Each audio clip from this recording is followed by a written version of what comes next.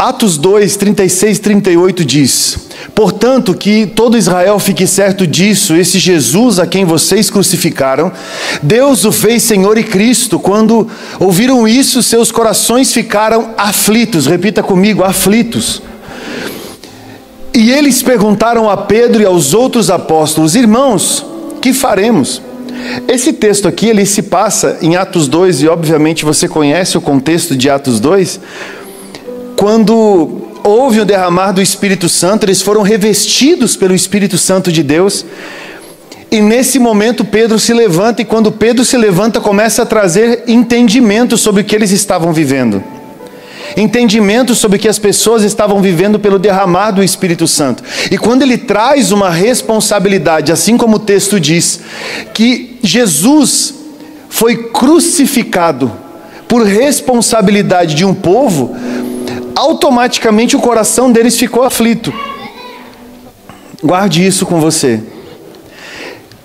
Quando há entendimento sobre o que Deus está movendo, é natural que a gente entre nesse ambiente de responsabilidade, que biblicamente também é conhecido como aflição. Aflição parece que é um levante do diabo na vida de alguém. Essa pessoa está aflita porque o diabo está fazendo alguma coisa. Esse texto nos ensina mais do que isso, sobre o comprometimento acerca da compreensão do mal, da compreensão do que não é bom, da compreensão do que não serve, do que não dá, do que não deveria. Agora olha que legal. Quando eles recebem essa informação se converte em aflição. Ainda é necessário compreender. E nós aprendemos mais um contexto nisso. Porque a pergunta é direcionada a irmãos. Essa aflição só encontra resposta e direção a partir de um sentimento de irmandade. Parece que quando nos chamamos de irmãos enquanto igreja, criamos um abismo de distância e um excesso de proximidade religiosa. Porque o contexto de irmão é protetivo, não agressivo. Embora a Escritura diga que existam amigos mais chegados do que irmãos, e ontem eu falava com um amigo sobre isso, que não é meu irmão, mas é um amigo íntimo. Nós vemos o quanto que é necessário, na ordem correta das coisas, o vínculo da irmandade ser mais forte do que simplesmente a amizade. E eles buscaram direção nisso, e Pedro respondeu dizendo: arrependa-se cada um de vocês, seja batizado em nome de Jesus Cristo para perdão dos seus pecados, e receberão o dom do Espírito Santo. Pedro não disse para eles: ora, venha cá, eu vou só fazer uma oraçãozinha por você e essa aflição vai toda embora e a sua vidinha vai continuar bem legal pelo que você está vivendo, pelo que você está passando. Ele chama a responsabilidade, explica um caminho, fala sobre perdão, sobre regeneração e uma potência que seria liberada sobre eles acerca do Espírito Santo. Pode passar, por favor. Nós temos falado muito sobre conceitos de liberdade. Esses conceitos de liberdade sempre nos arremetem a uma responsabilidade sobre o que temos interpretado nas Escrituras. A pergunta aqui é: você quer ser livre? Eu acho difícil alguém que está preso não querer ser livre. Porque o conceito de prisão, ele é mais do que uma penitenciária, uma cadeia, um presídio. Às vezes pode ser uma vida amarrada de tal forma que se perde na liberdade que deveria ter, e fica limitado de viver tudo aquilo que já deveria estar vivendo, e de alguma forma é cerceado de direitos e responsabilidades. Guarde isso com você. Não inverta as coisas num processo de libertação. Não inverta as coisas. Entenda que quem está preso precisa construir um caminho para a liberdade. Segundo, não busque afirmação. Porque há um caminho de prisão da qual a pessoa entende que nesse caminho para a liberdade precisa de uma afirmação, sendo que de verdade precisa de um tratamento. Pessoas se perdem porque esperam que de um libertador, de alguém que tem autoridade para lhe arrancar desse lugar, aonde os sentimentos, aonde a família, aonde a história, aonde os medos, para tirar essa pessoa dali precisa dizer o quanto que ela é certa e o quanto que todo mundo é errado. Não inverter os papéis é se sujeitar no caminho de cura e libertação para que alguém te ajude, te conduza para fora dessas cadeias e não só fique te afirmando, porque pode ser que em muita afirmação você continue em mesmos ciclos que não acabam nunca. Porque o coração de quem precisa de cura e libertação requer afirmação e não necessariamente libertação. Pode passar para mim, por favor? Guarde esses sintomas com você. Porque quando você está num caminho de tratamento, você precisa entender que nesse nível 1, o eu mereço, Deus trata com todo mundo de uma forma, mas comigo Ele tolera. Irmãos, é o que eu mais ouço.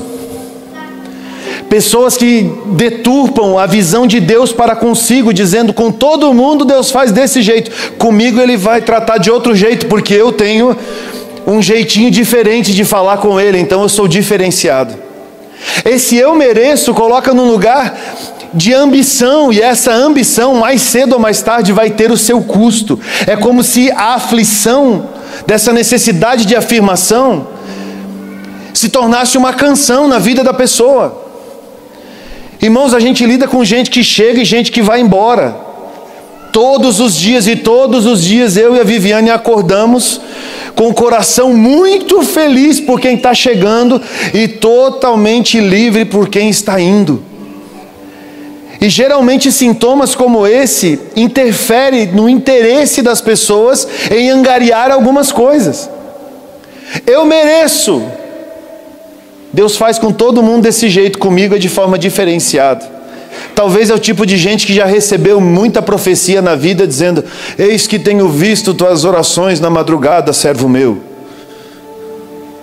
Tem gente que nem ora de madrugada e recebe oração assim. Deus vai te levantar, você é a cabeça, você não é cauda. Você já ouviu isso alguma vez, irmão? Agora alguém já chegou no teu ouvido com uma profecia e disse: Deus vai te matar, seu pecador mentiroso, arrogante. Tinha uma irmãzinha de cabeça branca de coque numa igreja que eu me converti. Ela falava assim mesmo. E ela ia lá no microfonezinho da caixinha de som bem ruim e dizia: Deus está dizendo que tem pecador aqui no nosso meio. A conveniência constrói nas pessoas um primeiro nível de afirmação de erro. E quem não afirmar o meu erro, eu sigo o caminho, dou linha na pipa. Porque eu não estou a fim de lidar com o problema. E o problema sou eu. Preciso ser feliz a qualquer custo. Ninguém pode me dizer o que fazer. Talvez essa segunda chave pegue muito no entendimento coach de compreender a vida. Aonde pessoas alucinadas com microfone, com auditório, com audiência nas redes sociais, impulsionam outros alucinados para viver uma vida de despejos emocionais, de um rastro de destruição à sua volta. Com gente que deveria ser amada e de verdade é pisoteada para que os seus interesses sejam afirmados. Eu repudio isso veementemente. Porque nesse nível específico o indivíduo se torna o centro, e o indivíduo não é o centro. O que é o centro do Evangelho é Cristo Jesus, morto, ressuscitado, assentado à destra de Deus Pai, que foi e que voltará para governar toda a terra. Ele é o centro de todas as coisas. No terceiro nível, se der errado a culpa é dos outros, eu estou acima de qualquer erro. Irmão, é tempo da gente chamar o boleto para a gente. E Deus sabe que parte dessas rugas aqui no meu rosto é por procurar entender a minha responsabilidade em cada rompimento relacional que eu já vivi até hoje. De coisas que perdi vencendo. Tem coisas que a gente perde porque ganhou. Existem situações que a gente perde, que a gente ganha, porque perde, afirma a força e de alguma maneira perde. De verdade, eu estou entrando num tempo em que eu não quero mais ter razão em muita coisa. Jamais vou deixar de instruir, de orientar, de dar um bom caminho, de aplicar, mas quem decide a vida são as pessoas. Quem vai decidir a sua vida é você. Sair de um evangelho raso é compreender que o Senhor não gosta muito do orgulho. Provérbios 16:15 diz sobre isso: o Senhor detesta os orgulhosos de coração. Por isso que talvez toda marcha que afirma qualquer tipo de orgulho deva cair em sua soberba, porque talvez sejam pessoas que não conseguem se dobrar sequer ao verdadeiro Deus, deturpando a perfeição da criação que Ele mesmo criou. Você pode dar um glória a Deus aí, irmão? Por favor, pode passar. Tudo que Deus faz é perfeito. Lê para mim ali: tudo que Deus faz é perfeito. Irmão, Deus não cria nada meia sola. Deus não cria nada corrompido, nada destruído. Deus não, tudo que Ele faz é perfeito. Agora entenda, Ele criou os céus e a terra em Gênesis 1:1, é a base daquilo que Gênesis 1:1 fala, que foi criado céus e terra. Você acha que céu e terra foi criado de uma forma imperfeita? Agora olha o que diz a pergunta do item 2: por que a terra estava sem forma e vazia em Gênesis 1:2? Algo deturpou o que era perfeito. O entendimento e o conhecimento bíblico diz que a terra foi afetada. Repita comigo: afetada. Esse afetar em relação à terra fez com que aquilo que era perfeito ficasse destruído, deformado, completamente fora do seu contexto. Essa descaracterização aconteceu por motivos totalmente espirituais, de despejos na eternidade acerca do pecado e do orgulho, que foram enviados para a terra e descaracterizaram a terra na sua essência de perfeição. No meio dessa descaracterização, nós vemos no mesmo Gênesis 1:2, que para ver um diagnóstico correto, esse texto diz que o Espírito de Deus se movia sobre a face das águas. Imagina que está tudo bem. Imagina que o caos se estabeleceu.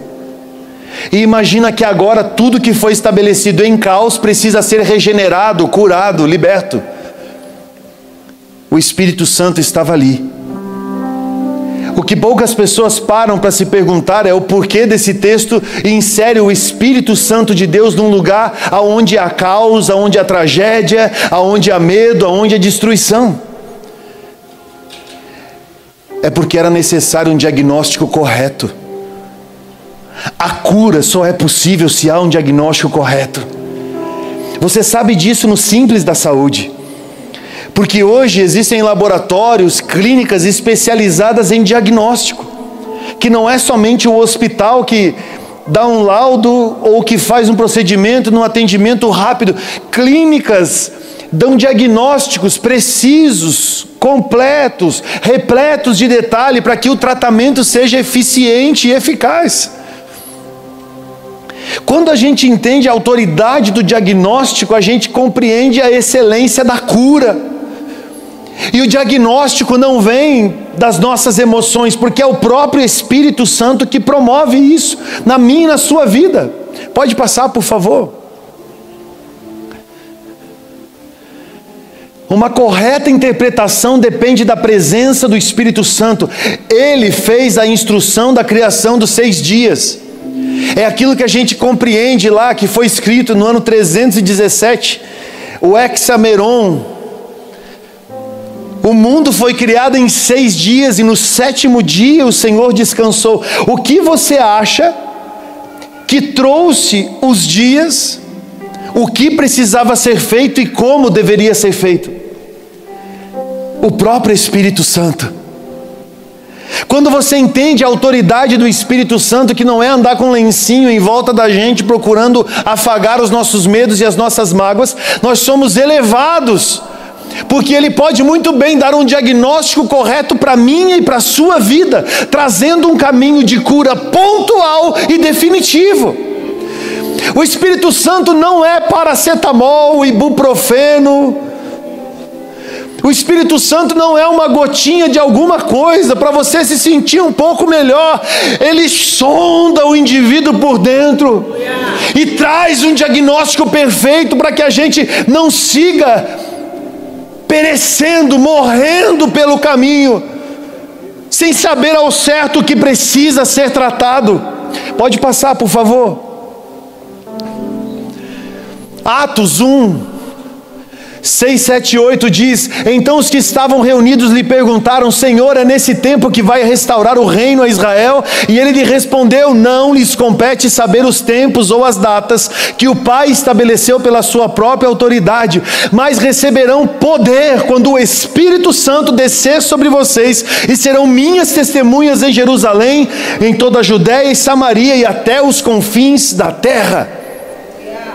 É como se a gente precisasse de uma instrução e nós primeiramente recebêssemos um não, até que haja um revestimento do Espírito Santo, e esse revestimento do Espírito Santo nos conduz ao cumprimento da palavra.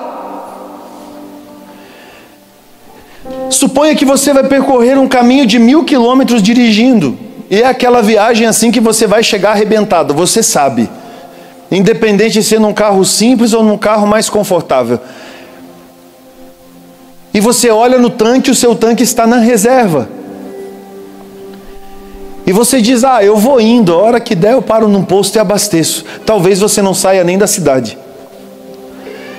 Não, pastor, mas o mapa aqui está dizendo que eu posso ir. Vai dar 12 horas de viagem, com as paradas. O mapa está dizendo que você pode ir, mas o combustível necessário não é compatível com a viagem. Quando você der no acelerador e acabar a gasolina, você vai dizer: Jesus amado, o diabo se levantou contra a minha viagem. Já vai no grupo de oração da igreja e diz: irmãos, orem por mim, porque o diabo está furioso. Estou aqui parado na Marginal Pinheiros, na sexta-feira, 5:30 da tarde, bem no meio da pista, sem gasolina. O diabo, irmão, é um cenário caótico.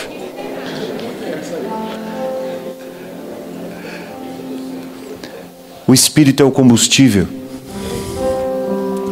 é o selo que você olha no painel e diz: vai dar, eu consigo chegar com segurança até o próximo ponto de abastecimento. E quando você se relaciona com o Senhor, você vai compreendendo aonde você tem que ir fazendo check-in na sua vida. Você não precisa ficar fazendo check-in na fofoca, irmão. Você tem que fazer check-in no Espírito Santo, na unção, na autoridade do Cristo. E quando você vai percorrendo o caminho, você vai vendo que não lhe falta do Espírito, não lhe falta combustível. Jesus deixa claro que há um revestimento para o envio através do Espírito Santo de Deus. A partir daí você pode se mover. A sua busca encontra respostas. Pode passar. Poder, afirmado no texto anterior, não é algo subjetivo. Não permita que o inferno te impeça de avançar. Sabe aonde que geralmente te impede de avançar? Afronta. É mais ou menos assim: você tem o poder de Deus, você já foi revestido do Espírito Santo, agora você tem outras coisas para viver, novos níveis para romper.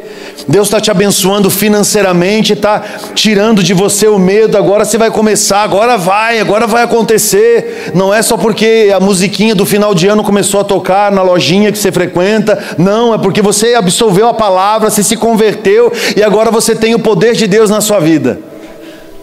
Aí você vai enfrentar uma adversidade. Quando você vai enfrentar uma adversidade, você lembra que você tem um poderzinho na sua vida. Eu sou tão poderoso no Espírito Santo. Eu tenho tanto poder de Deus na minha vida. Olha como eu sou poderoso. Show, Satanás. Ô diabo feio. O diabo anda tão feio, pastor. Que demônio sem vergonha. Batendo na minha porta. Sai daqui. Irmãos, tem hora que dá vontade de pegar uma cinta e sair distribuindo nos crentes, irmão. Um chinelo havaiano, eu calço 43. Estalando o chinelo no chão, dizendo: vai, querido, vai! Engrossa essa voz! Bora orar com autoridade! Bora dar uns gritos dentro da tua casa! Ai, o diabinho apareceu. O sangue de Jesus tem poder. Tem gente que é intimidado, irmão, por rangido de porta. Andar no poder do Espírito não é só grito, é convicção dentro daquilo que vem fora e aflige. Embora uma lágrima escorra no olho, sabe que o seu Redentor vive, sabe da onde veio e para onde está indo. Seu tanque está cheio do Espírito Santo. Não tenha medo, você tem um poder inconfundível. É inconfundível. Se a sua vida não foi perfeita até aqui, quem aí não teve uma vida perfeita em algum momento da vida, levanta a mão. Revista-se do poder do Espírito Santo e trabalhe também para os dias que estão por vir, porque há quem queira resolver o passado. Ai, pastor, se o meu passado não tivesse acontecido isso sim ia ser legal, uma cura e libertação aqui na igreja. Vocês dão atestado de cura aqui na igreja? Ou só emite receita do SUS? 10 Pai Nosso, 20 Ave Maria.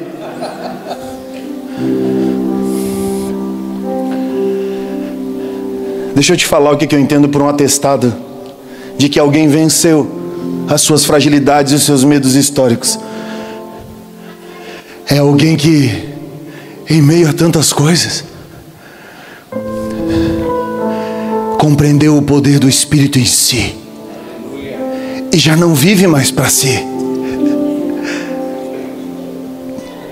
Eu percebo pela experiência que as pessoas que amadureceram, elas já não dão um pé para frente, um passo à frente, dizendo: agora vai dar tudo certo na minha vida. Elas dão um passo atrás e compreendem tudo que depende delas, porque já não vivem mais para os seus dias passados e nem pela aflição dos dias presentes, mas entenderam que os dias que estão por vir serão um cumprimento de águas puras e cristalinas na sua casa, nos seus filhos.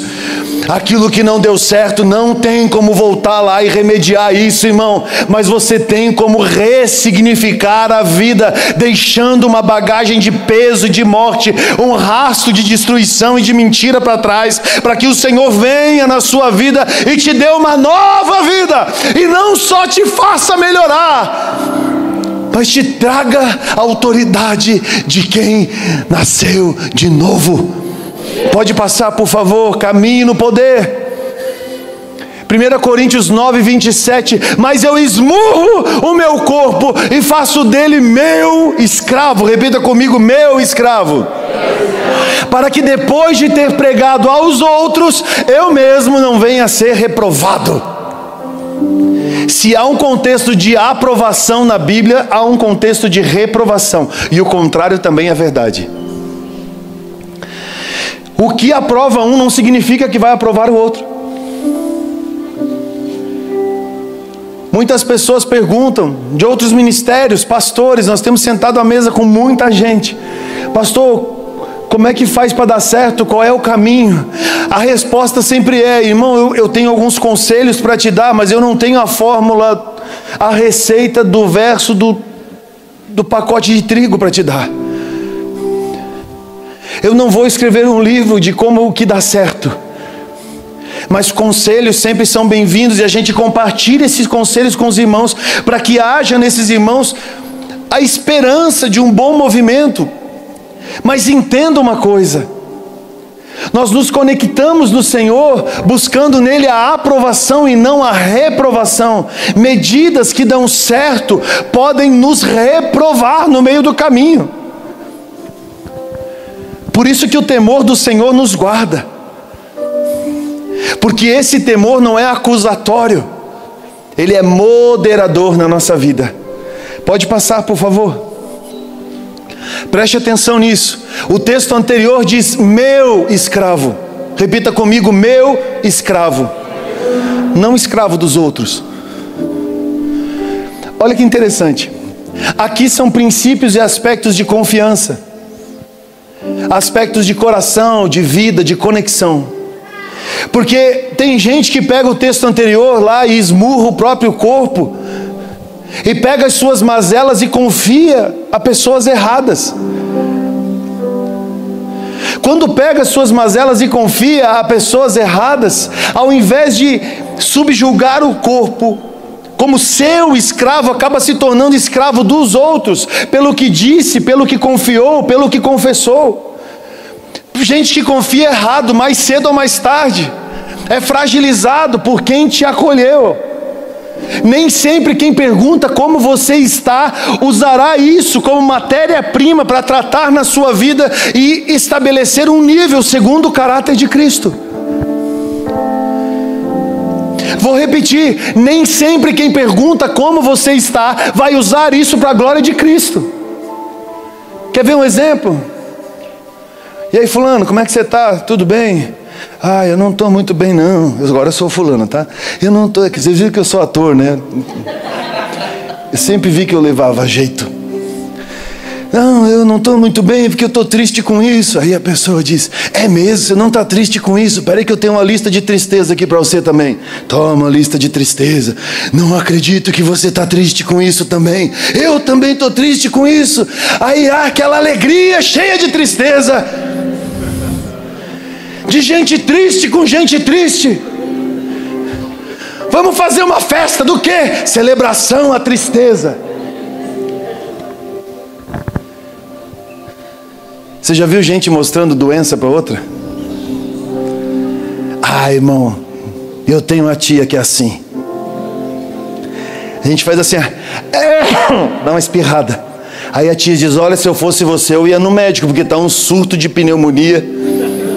Sério, tia, mas qual que é o sintoma? Ela começa a desenhar todo o sintoma da pneumonia. E eu já fico sentindo que eu estou mesmo ali, na conversa. Sabe aquela pessoa que quando começaram a falar de Covid, eu já me via na UTI? Era eu. Quando a gente está falando de pneumonia, daqui a pouco eu já lembro que eu tenho uma dor por aqui também, eu já vou me consultando com ela. Daqui a pouco começa aquela pessoa, começa a mostrar cicatriz na canela, tá ligado? Não, porque teve uma vez que eu caí de bicicleta, outra vez, não, eu fui atropelado por um trem. E a coisa vai aumentando e aquilo vira algo chamado de jactância.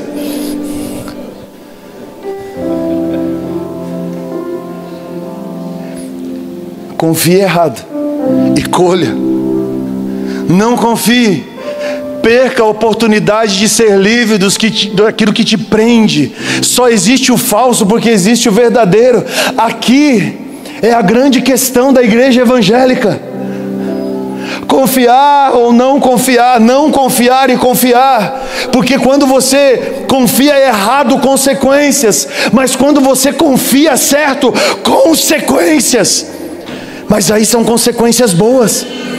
Não confiar pode se tornar um verdadeiro bloqueio na sua vida para ser tratado. Pastor, o senhor me ajuda a caminhar, a percorrer o caminho? Te ajudo. Só que o meu te ajudo não é no que você quer, é no que você precisa. E aí é uma visão de autoridade sobre a sua vida, em favor da sua vida, que vai tratar isso na sensibilidade de um pai, que não vai fazer o que é segundo a vontade do filho, mas do que é segundo a vontade do pai, firmado no Espírito Santo. Eu falo isso com muito temor, irmãos, porque existem coisas, comportamentos, ajustes, que o contraditório é o remédio e não a afirmação. Eu não tenho obrigação de afirmar pessoas da hora que eu acordo, da hora que eu vou dormir.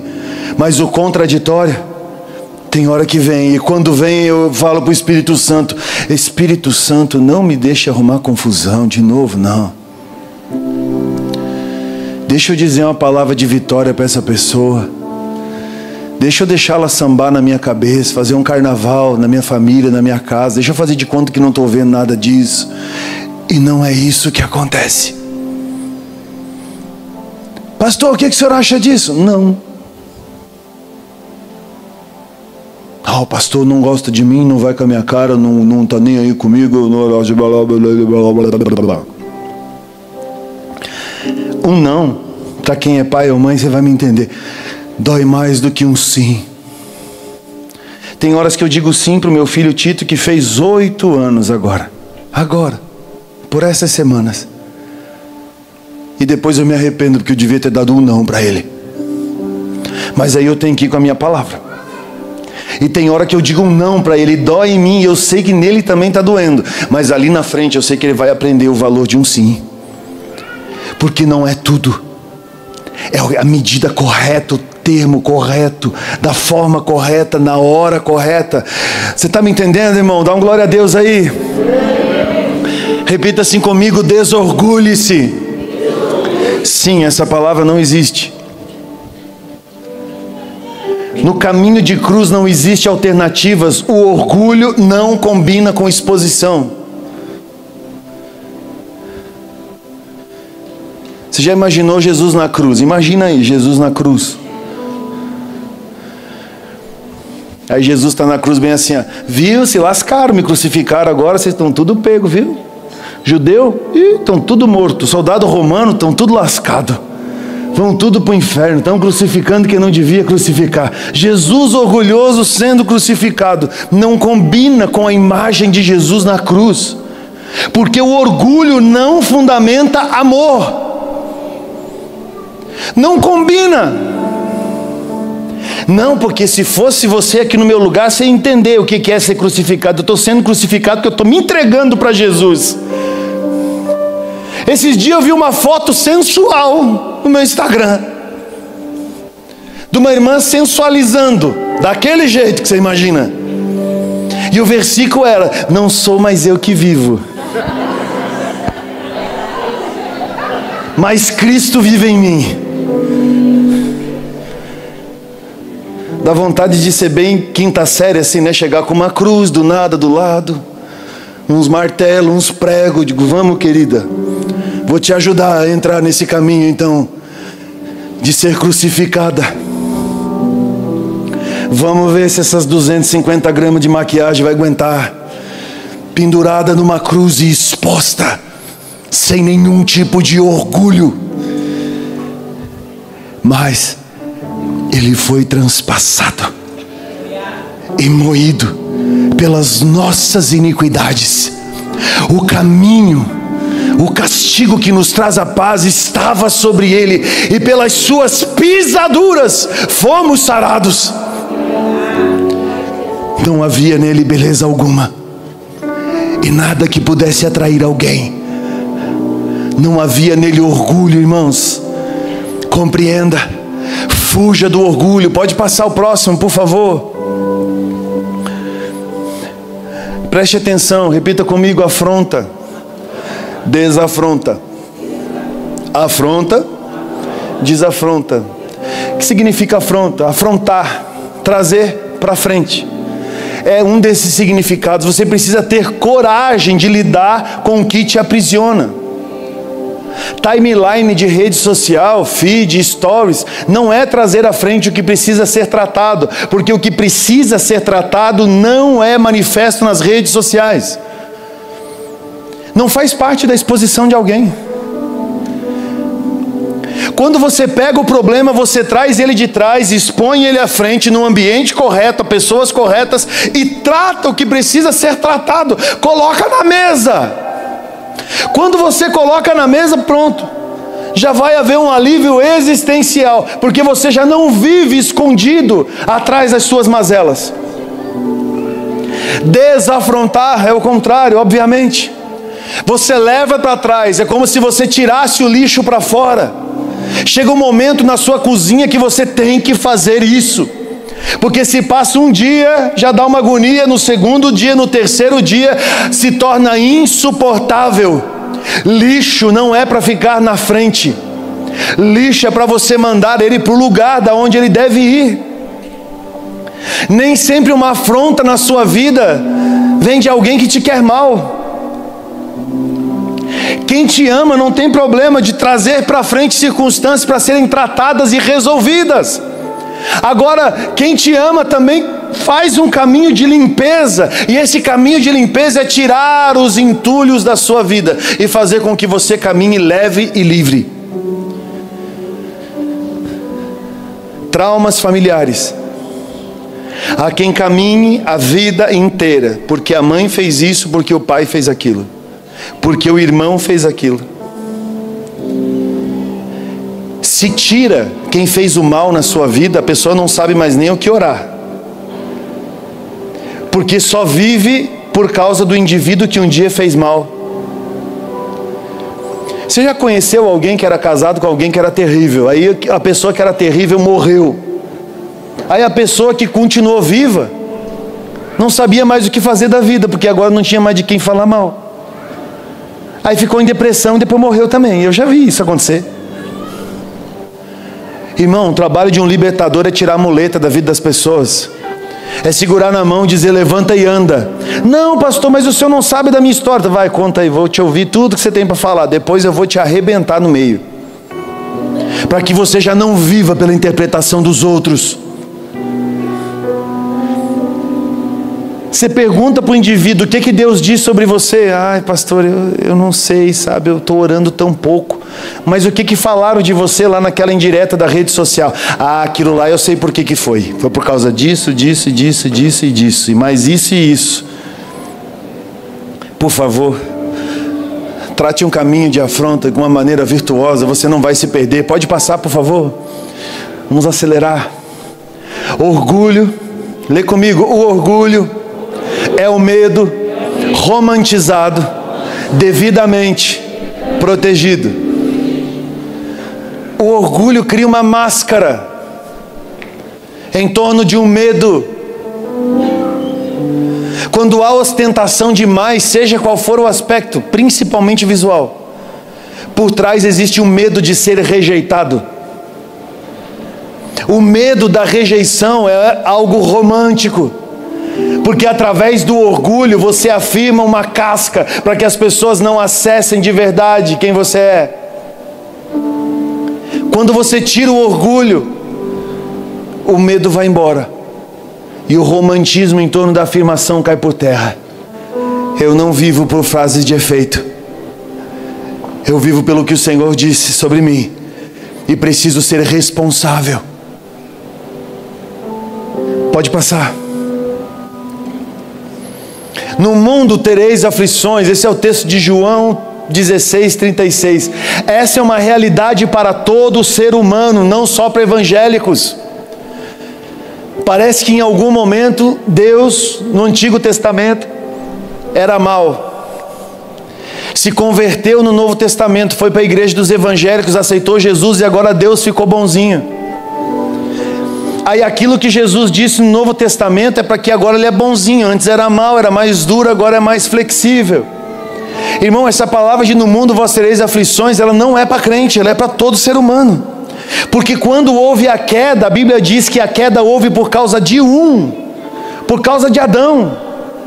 E por causa de Cristo, que é o segundo Adão, há a restauração, a regeneração de toda a humanidade. Então o conceito de aflição não se aplica somente a evangélico. Pode passar. Atos 13, 21 e 22. Então o povo pediu um rei, Deus lhe deu Saul, filho de Quis, da tribo de Benjamim, que reinou 40 anos. Depois de rejeitar Saul, repita comigo: rejeitar. Levantou-se Davi como rei, sobre quem testemunhou: encontrei Davi, filho de Jessé, homem segundo o meu coração, ele fará tudo o que for da minha vontade. Parece que nós temos uma dica do que significa rejeição: é não fazer a vontade de Deus. O Deus que aprova, desaprova. O Deus que acolhe, rejeita. A questão é o que estamos fazendo com a vontade dEle. A vontade dEle para nós é um parâmetro de aprovação e rejeição. Pode passar. O sofrimento existe, a questão é por quê? Se há aflição na vida existencial, por quê? Essa é a grande incógnita. Eu reflito muito sobre isso. Pode passar o próximo slide. 1 Samuel 15, 23 e 24. Pois a rebeldia é como pecado de feitiçaria. Não é a feitiçaria que é um pecado de rebeldia. É a rebeldia que é um pecado de feitiçaria. Pastor, o senhor está falando que tem gente rebelde aqui contra a igreja? Não, irmão, não estou falando aqui, comunidade local. Eu estou falando para com o relacionamento com Deus. Para com o Senhor. E a arrogância, como o mal da idolatria. Assim como você rejeitou a palavra do Senhor, Ele o rejeitou como rei. Aqui Samuel está falando para Saul. Pequei, disse Saul, violei a ordem do Senhor e as instruções que você me deu. Tive medo dos soldados e lhes atendi. É um contexto que depois você lê e você vai compreender. Que foi algo muito simples, mas pontual, dentro de que um rei, alguém que governava, deveria ter se comportado de uma forma segundo a medida do Senhor. Pode passar o próximo slide. 1 Samuel 15, 25, 26. Agora eu lhe imploro, perdoe o meu pecado e volte comigo para que eu adore o Senhor. Saul tentou persuadir o profeta dizendo: olha, eu tenho um motivo para o meu erro, o motivo é justo, você precisa permanecer comigo, volte para comigo para que então eu adore ao Senhor. Irmãos, o princípio de erro não é neutralizado na unidade, ainda que ela seja em torno da adoração. Há quem faça um monte de lambança e continue se chamando de adorador. Arrebenta pessoas pelo caminho, destrói o caminho de homens e mulheres, pequenos, crianças, faz um verdadeiro carnaval com a sua vida e depois dá um lá menor ali, vamos adorar Jesus e vamos chorar. Isso cansa. Irmãos pastores relevantes, processando seus irmãos pastores relevantes. Adoradores que ministram no mesmo altar e não conseguem sentar numa mesa para conversar. Gente que congrega na mesma igreja e nunca conseguiu olhar nos olhos de alguém e dizer: que bom, eu estou feliz de te ver aqui novamente. Não. O caminho da adoração requer renúncia. A arrogância não combina. Não, mas pastor, a gente vai fazer uma reunião em nome de Jesus agora. Irmão, vai ter que se esforçar muito mais do que deveria. Simplesmente, se tivesse feito um bom caminho para chegar nesse estágio. Samuel, contudo, lhe disse: não voltarei com você. Você rejeitou a palavra do Senhor e o Senhor o rejeitou como rei de Israel. Pode passar. Quando Samuel se virou para sair, Saul agarrou-se à barra do manto dele e o manto se rasgou. E Samuel lhe disse: o Senhor rasgou de você hoje o reino de Israel e o entregou a alguém que é melhor do que você. A arrogância se ofende com isso. Mas quem já é resolvido no reino de Deus, obedece aquilo que Paulo disse: considere a todos como maior e melhor do que si mesmo. Somente uma pessoa que não considera os outros superiores a si sofre com essa palavra, porque de alguma forma o orgulho e a arrogância já está dentro de si. Saul foi deposto, Davi se levantou como rei. Você conhece a história, pode passar. Aquele que é a glória de Israel não mente, nem se arrepende, pois não é homem para se arrepender. Pode passar. Aprovado. Preste atenção nisso aqui, irmão. Isso aqui é uma fórmula para a sua vida. Lembra do texto que diz: no mundo tereis aflições? Saul, ungido e aprovado, sofria com o propósito. O que é o propósito, pastor Israel? É a vontade de Deus. Agora, olha aqui embaixo, ele reprovado. Saul reprovado, sofria sem propósito. Se a palavra no mundo tereis aflições é verdadeira, e eu creio que ela é verdadeira, e se estende a toda a criação, é que se houver uma aflição no meu coração e lágrimas nos meus olhos, precisa estar conectado com o coração de Deus. Senão, eu vou sofrer por outros motivos e outras características que não estarão conectadas com o Senhor. A pergunta que eu tenho para você é: melhor é viver aflições conectadas com o Senhor, ou viver aflições desconectadas do Senhor? Pode ser que você esteja promovendo primeiro uma cura dentro de si, e depois cura para os outros pelas aflições que tem sofrido, ou simplesmente tem sofrido para afirmar o quanto que você é frágil, o quanto que te fizeram mal. O Rodolfo, pastor Rodolfo, tem uma música que fala que das minhas feridas sai a poder para curar. De que em algum momento aquela ferida aberta se converte numa cicatriz, e aquela cicatriz se apresenta como um exemplo para os outros, dizendo: é possível sair de um circuito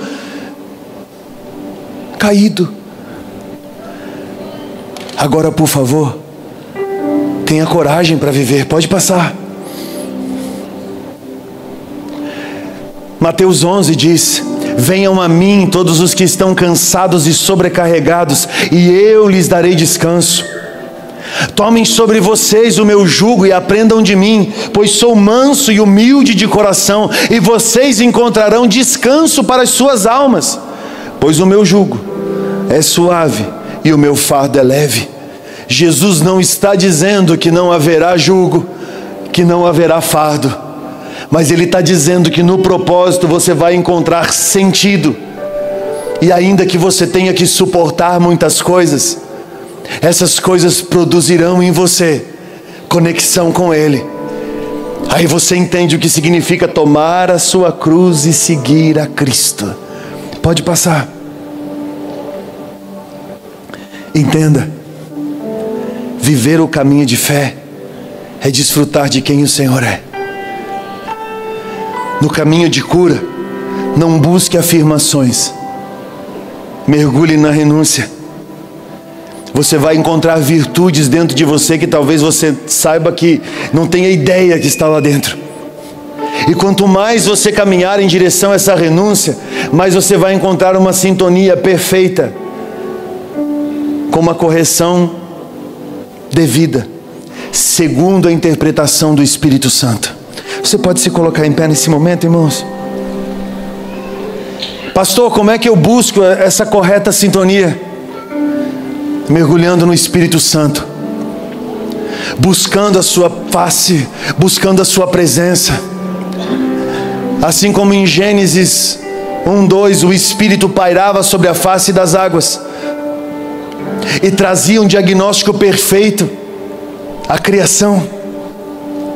Por que não você, nessa manhã, pode clamar ao Senhor e adentrar nesse lugar de entrega, para que o Espírito Santo venha sobre a sua vida e te traga um diagnóstico além da sua murmuração, além dos seus medos. Por favor, feche seus olhos, irmãos. Nós vamos iniciar um momento profético aqui na igreja. Venha, Espírito Santo de Deus.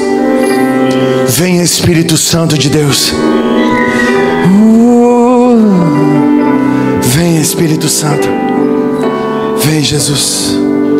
Sopra, Espírito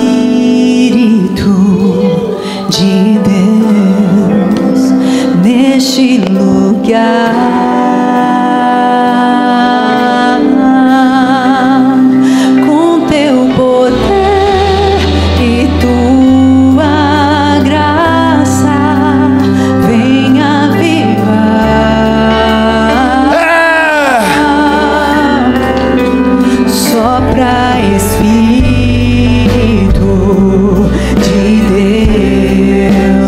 Neste lugar.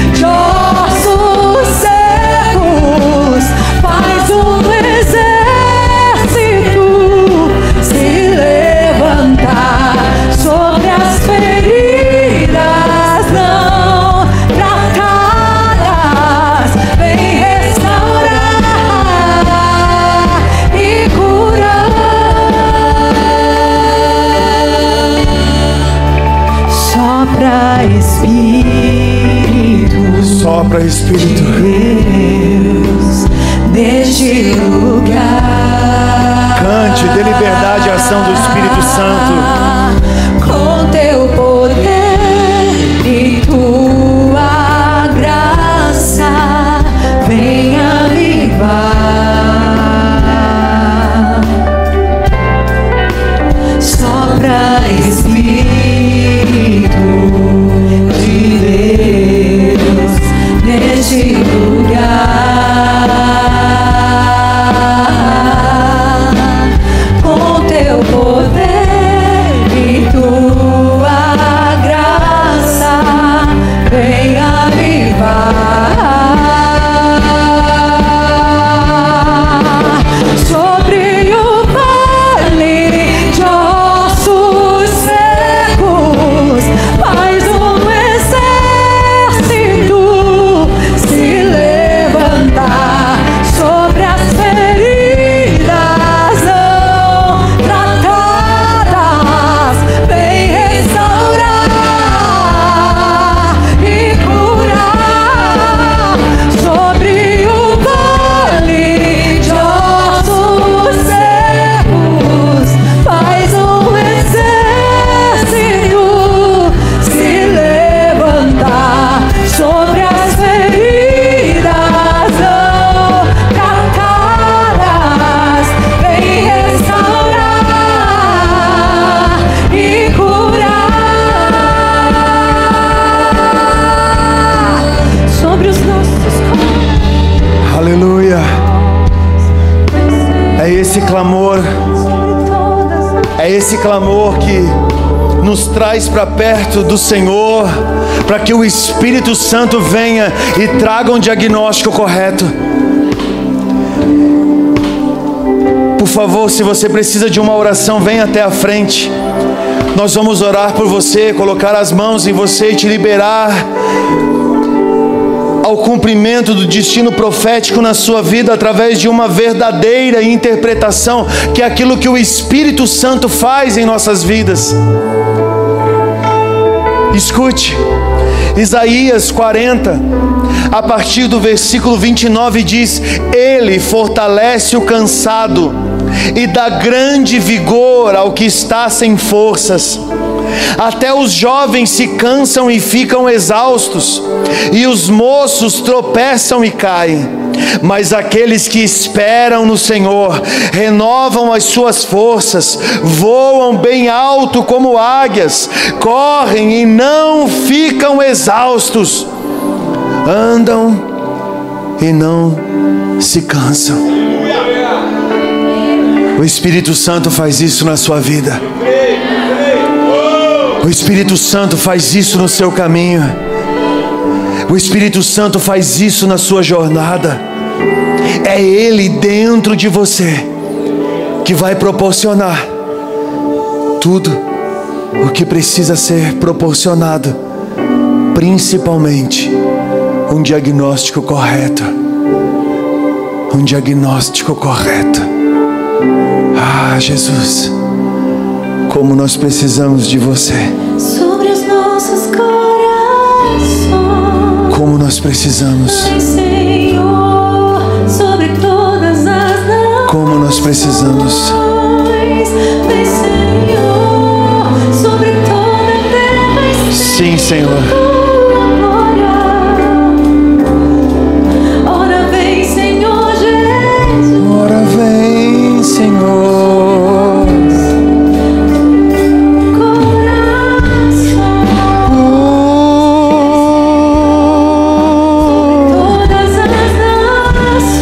Sobre todas as nações, Sobre toda a terra, sobre toda a terra. sobre toda a terra. Ora vem, Senhor Jesus. Ora vem sobre os nossos corações. Vem, Senhor, sobre todas as nações. Vem, Senhor, sobre toda a terra. Estende a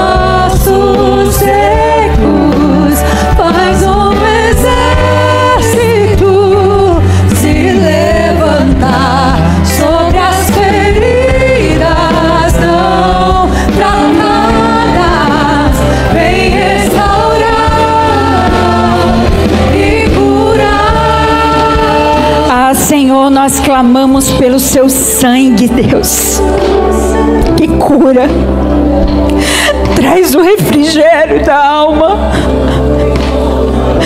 Ah, Jesus, invade agora, Senhor, os corações dessas pessoas, Senhor, que se posicionaram e querem, Senhor, viver uma nova vida a partir de hoje, dessa manhã. Se revele a ela, Senhor, com poder, com milagres, com transformação, com uma nova vida, através de uma fé genuína, em algo real, em algo vivo.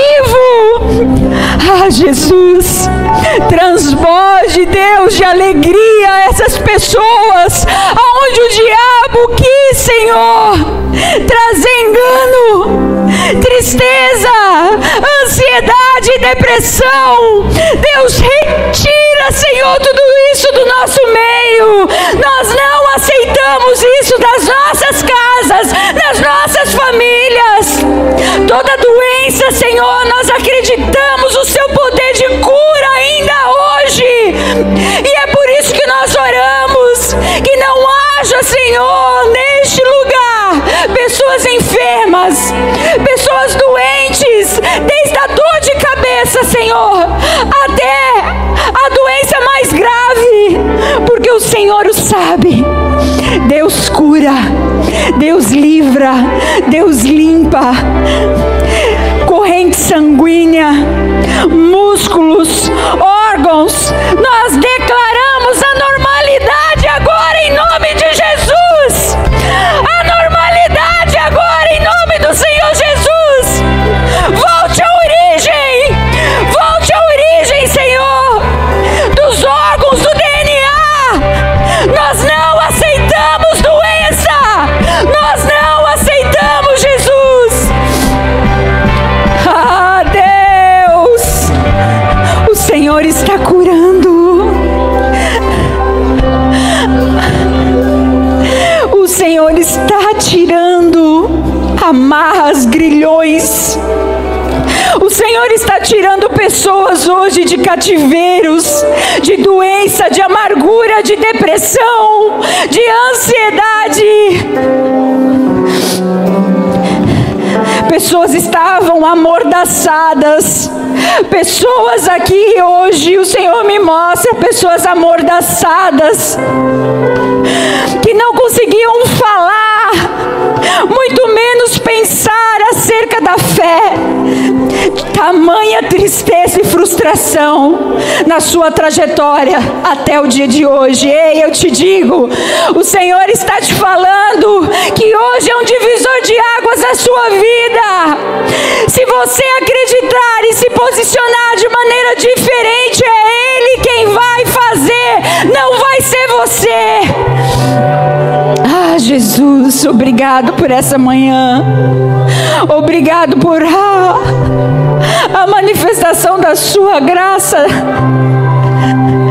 Porque em quantas vezes, Senhor, nós não somos fiéis a Ti, e mesmo assim o Senhor continua fiel a nós, Pai. O Senhor continua presente, o Senhor continua nos amando, Deus.